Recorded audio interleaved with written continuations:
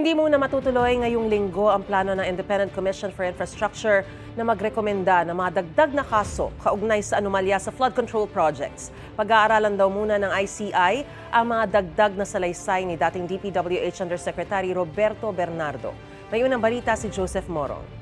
We will have a delay of maybe Pinag-aaralan na ng Independent Commission for Infrastructure o ICI ang supplemental affidavit na isinumite ni dating DPWH Undersecretary Roberto Bernardo.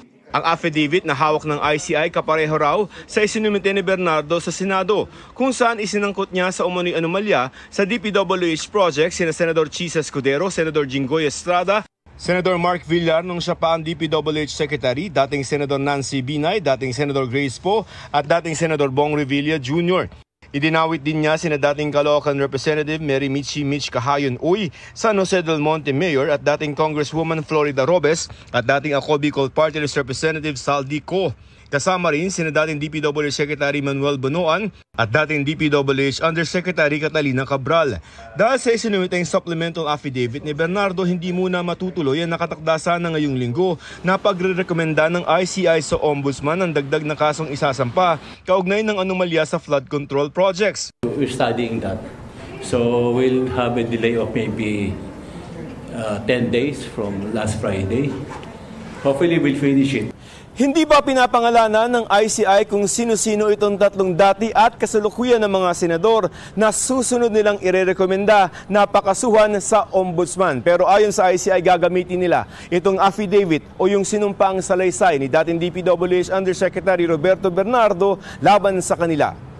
Inakusahan din ni Bernardo si dating senador at ngayon Education Secretary Sonny Angara na tumanggap ng kickback kasama si Angara ng Pangulo sa pagpapasinaya ng bagong bihis na Field Sports Complex sa Pasig City.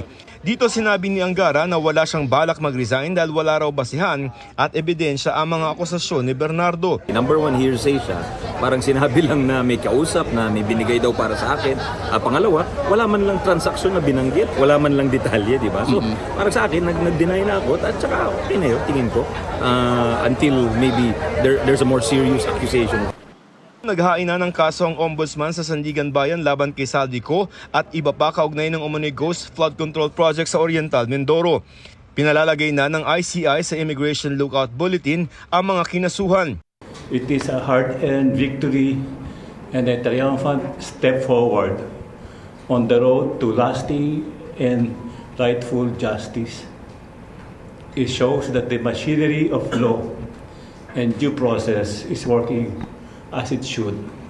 We are now closer to recovering what was stolen, and there is a public bidding of luxury cars. Expect more names to come out and more filings to follow. Ito ang unang balita, Joseph Morong para sa GMA Integrated News.